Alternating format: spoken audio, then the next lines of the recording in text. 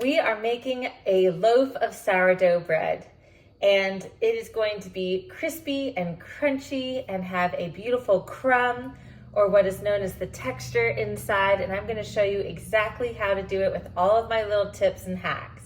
But before we do, make sure to like this video and subscribe to my channel for more homesteading content.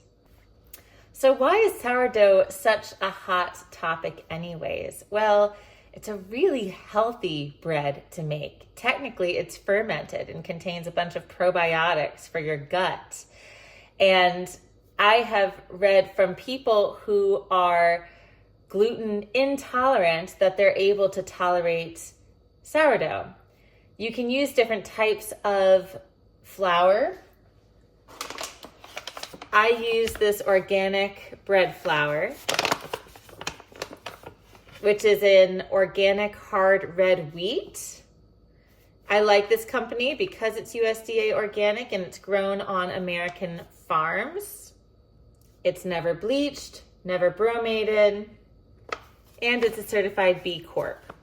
So I like this company, but there's many different types of flour you can use. You obviously need to do a flour with gluten, and I believe that there are some gluten-free recipes maybe out there, but that's a whole nother level of scientific baking that I just don't know about yet.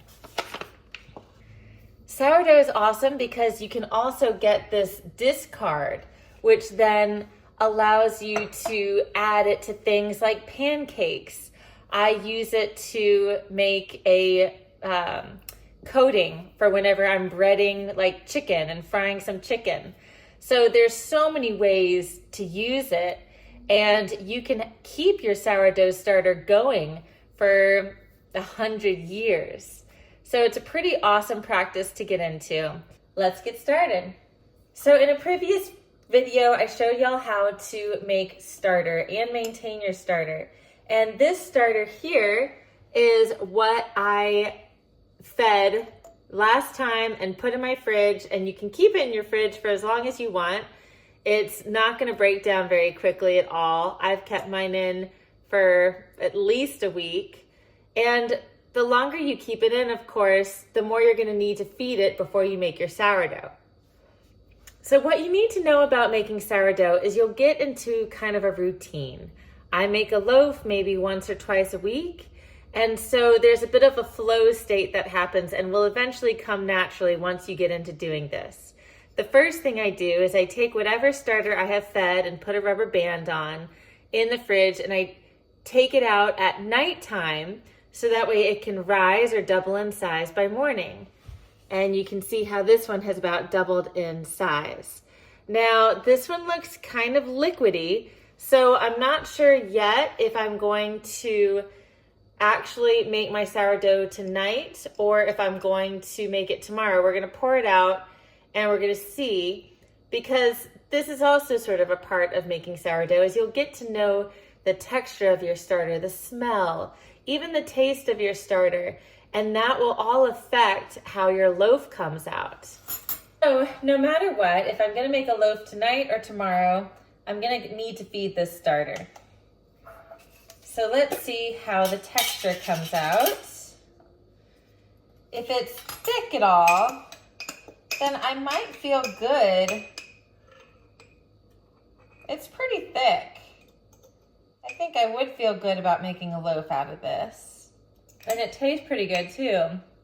It's very sour, but it's thick enough, I think. So I'm going to feed my sourdough starter by doing a 1-to-2 ratio of sourdough starter to water and also to flour. So 1 part starter, 2 parts water, and 2 parts flour. I'm at 52 grams. That means I'm going to go to about 104 grams of water. Once this is thoroughly mixed,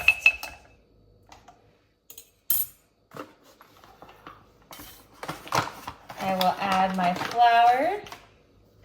Now, what you might notice is in the trendy world of sourdough, you might see people with like these huge quart jars making starter that's overflowing. I feel like that kind of gives the wrong impression. Unless you're making multiple loaves, you probably don't need that much starter. And I've definitely been in a place where I have had too much starter on my hands, even more than I can use. So I just like to use these pint jars, and I try to never go over 50 grams of starter. That's gonna give me plenty of fed starter for my loaf, as well as even leftover starter.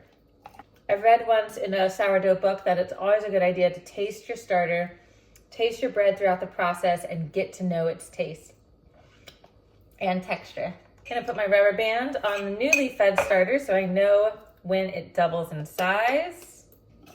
And I'm probably gonna put my lid on pretty light, pretty loosely, because this is a pretty full bottle. It's halfway full, and it's very possible that the sourdough starter could just completely spill out of here.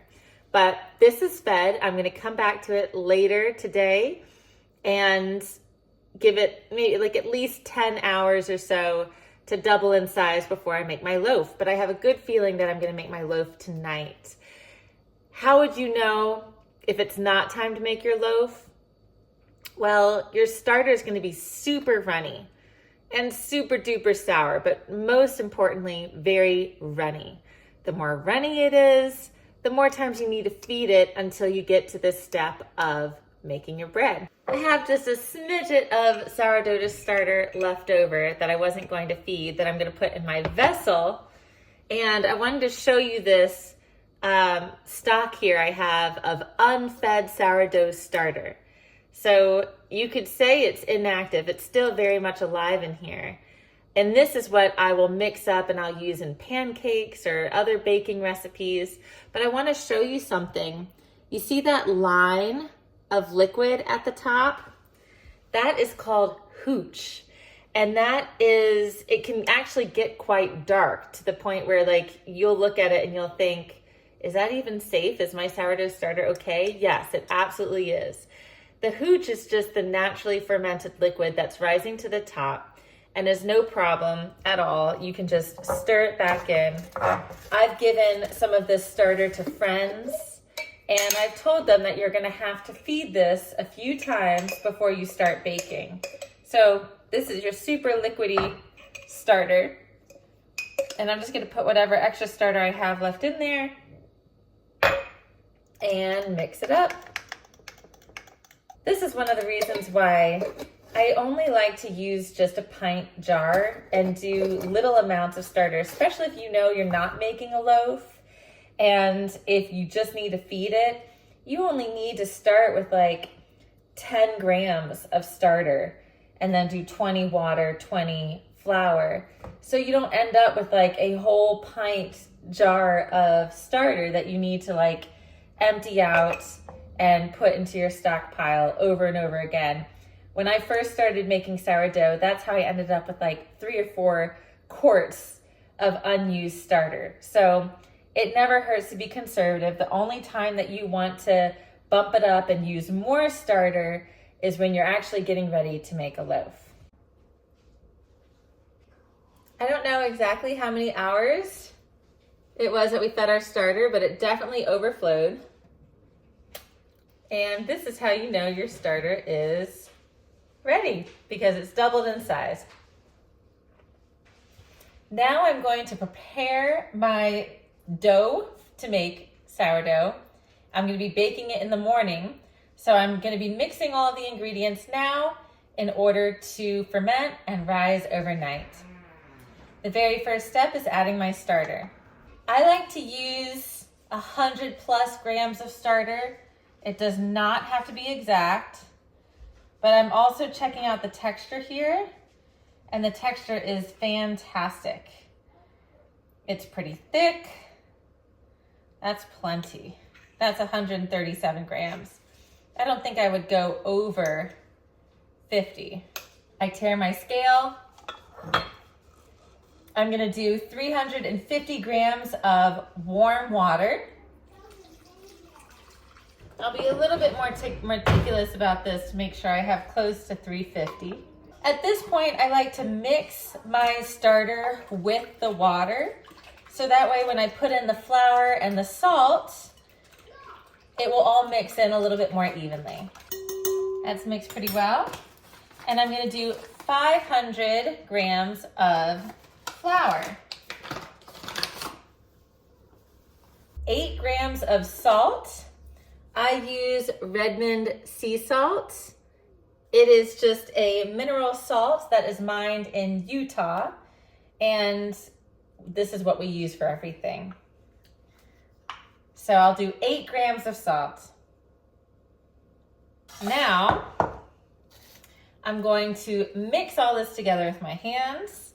And this is probably not necessary, but just one little tip that I do is you've got the water layer at the very bottom, and then you've got the flour and the salt on top. So I'm gonna try to just massage the top layer a little bit first to just mix in that salt with that flour. And then I will start mixing it all together. I just go in a circular motion and I try to get all the flour bits down at the bottom. It's gonna get sticky. I'm also squeezing it and grabbing it like this, so that way it's really well mixed. But in the end, I am kind of trying to get it into one ball in the very center. This is what it looks like. It's kind of all wrapped together here in the center. And then what I like to do is take 2 wet, damp, I guess you could say, water squeezed out towels, little clean kitchen towels, and set it over the bowl. Technically, you're supposed to set a timer for 30 minutes, and then we're gonna do our first fold. Honestly, I don't even set a timer anymore. I just know when it's been at least 30 minutes, and then I'll go in for the fold. So we'll take a look at the next step of that fold in 30 minutes, give or take. The best place to store this is somewhere where it is warm. We keep our house pretty cold at night, so I put this in the pantry and I close the door so it's a little bit shielded. You could put it in the oven, but just be mindful that you don't use the oven or accidentally turn on the oven, because I've done that in the past. And then of course, last but not least, I've got some unused starter here that I've got to feed. Now remember, you're gonna need to feed this starter before you make another loaf. So I don't want to use all of what's in here. I don't know if you can even see it, but it's probably like filled to here right now. I don't need to use all of that for my starter that I'm gonna put in the fridge. I'm just gonna try to go for like maybe 10 grams or so. Get all the extra starter. So you can start to see kind of this flow of your unfed starter, your starter that you're gonna use for next time, and now the bread that I've got in here. All right, last up for the evening is our first fold. It's been probably more than 30 minutes. And in order to do the fold easily, I'm going to wet my hands so the dough doesn't stick to my hands. So this is what it looks like now. It kind of like spreads out a little bit. And with my wet hands, I'm gonna take one side, kind of go underneath, stretch, and fold. I'm gonna try some. Pull up on the other side, stretch and fold. Tastes like dough. And I'm gonna keep doing this until I've got some nice firmness in the dough. All right, you wanna go for maybe like that corner? Hey, little corner, you have to go over here. That's good. Let me finish getting it just a little bit more. So you can see how I'm kind of stretching it. All right, that's good, sweetie. Stretching it and folding it. And you can see how it's even getting a little bit thicker.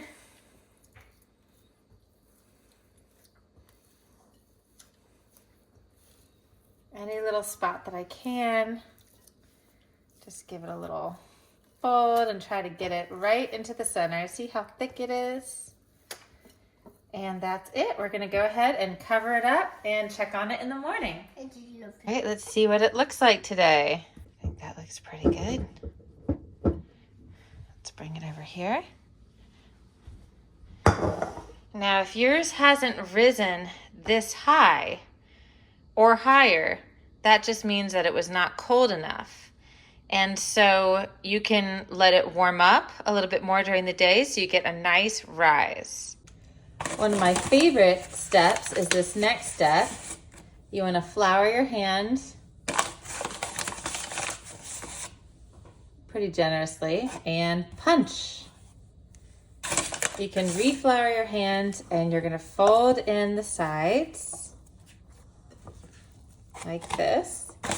This is technically our second fold, and we're about to go into our second rise.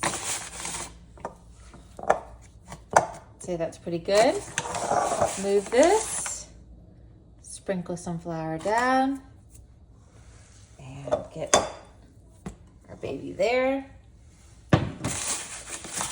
Again, get your hands nice and generously floured, and now you're gonna stretch it as much as you can and fold. And we're doing the same thing that we did in the bowl last night. There'll be some sticky sides and some floured sides, and so I'm trying to kind of get all the sticky sides pulled out, sticking in. Once you start to get like a nice firm shape like this, I generally will flip it over and kind of tuck it in.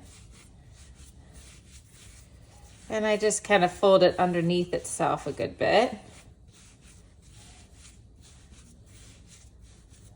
And I'm gonna let this sit.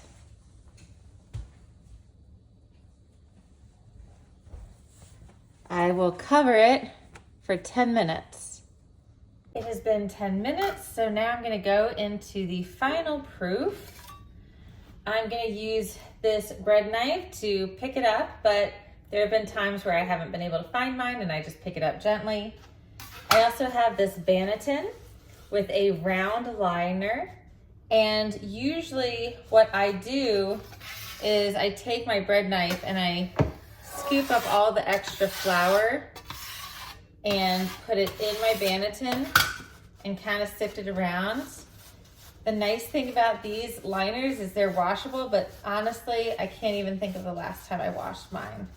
I guess if it got really crusty, then perhaps I would wash mine. But now I'm gonna take my bread knife, scoop underneath, flip, and go into the banneton. So right now it's upside down. This is the final proof, the final rise. I'm gonna let it sit for 1 hour minimum, but this is where you can also get lazy with sourdough, like in many of the other steps, because I can run around and do some errands and it will just continue to rise, and the more it rises, the bigger the loaf I'll get. I also love this bread knife for cleaning the counter. It does a really good job if there's like a bunch of crumbs or even like stuff that's stuck to it. It's not sharp enough that it's gonna scratch my counter, and it just cleans up so easily. It has been probably over an hour since we've let our bread do its second rise, and this is what it looks like. Sometimes it can be bigger, sometimes it can be smaller. The bigger the better, because that will give you a bigger loaf. But before we score it, which is carving the bread, I want to show you a few different materials that we use. And the first being the Dutch oven. You could use a cast iron with the lid. They make bread ovens for this. And there's a couple little hacks I've learned over time. I'm using parchment paper, that you'll see how I use that in a second. But also, I want a really soft bottom to my sourdough. So I like to put a layer of rice in this Dutch oven. And I don't change out the rice. I leave the rice in here. and that's why it looks like that. But it's just plain old rice, because I don't want the bottom of my sourdough loaf to make direct contact with the bottom of this oven. That's just gonna make too hard of a crust. So it comes out really soft when I do this. A couple other tools is my little blade here, and I'll link all these materials below. This is what we're gonna use to score. And then if you really wanna get fancy, you can get like some little sewing needle or scissors here to add some texture as you score. And so now I'm going to show you how we score the bread. It's important to score the bread because that's going to help open up the bread from the middle and let it rise even more while it bakes. And there's so many ways to do this. Let's get started. So usually I will do this and I'll do a very simple design, but I'm gonna have my husband do it because he's an artist and makes really beautiful designs. And so I wanna show you what you can do with your sourdough. We put the parchment paper on top, and then we're going to flip it.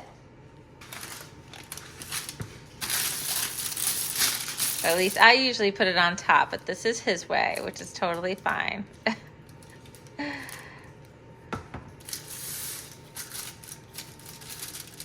He's also centering it, which I usually don't always do, but the sourdough is very flexible. Another optional step is you can dust it. That's just going to make all of the scoring that much more dramatic and stand out and really beautiful. I've seen some really cool ideas of people using different types of dusting, like charcoal or red beet powder or carrot powder, to do some beautiful, colorful tops to their sourdough loaf. You can see how the scissors just create a really pretty texture.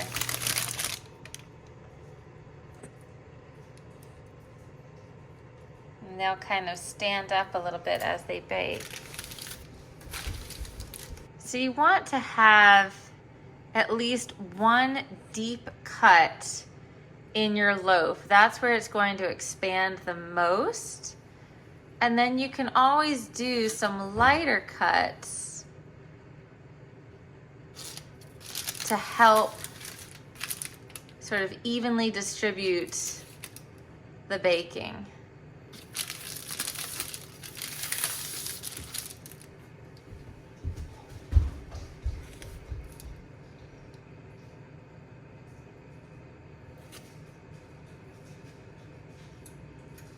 These are some little lighter cuts here. It's a little bit of a thicker one.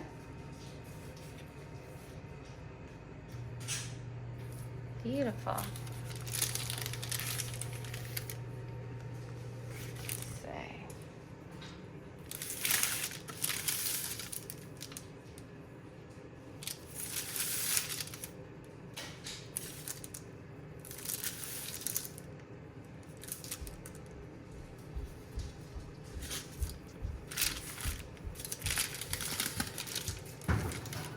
Lovely.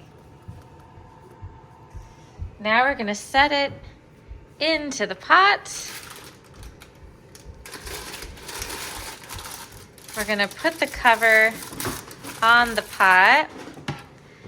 And the next hack, as we put it in the oven, is you'll notice that I've got a pizza stone on the center rack. And that is to also help give us a softer bottom crust. And I'm going to turn on the timer for 40 minutes. All right, timer just went off for 40 minutes. Now I'm going to take the lid off, just the lid, and put the timer back on for 10 minutes to crisp up the top. Timer went off. Let's see how it came out. Wow. The design is always just a little bit more unique than you think. Now, immediately, I will take it out of here, place it on this cooling rack, and take out the paper. And I'll usually just reuse this parchment paper. It's very unique. It looks like something from the ocean.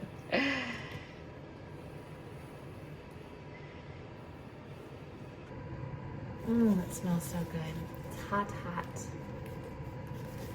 Check out the bottom. How soft it is. And the crunch of that top.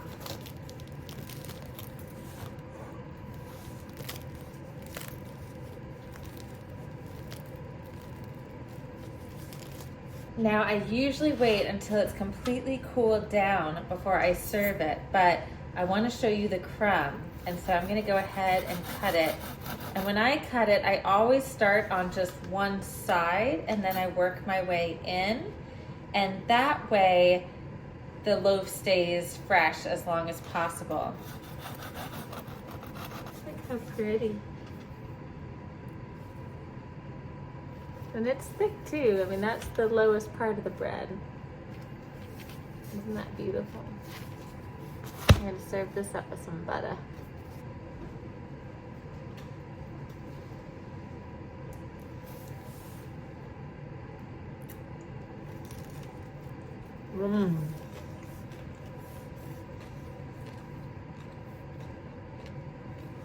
It is soft. The crust is just crispy enough on top. Delicious. If you enjoyed this video, please make sure to like on the button below and subscribe to my channel for more homesteading content.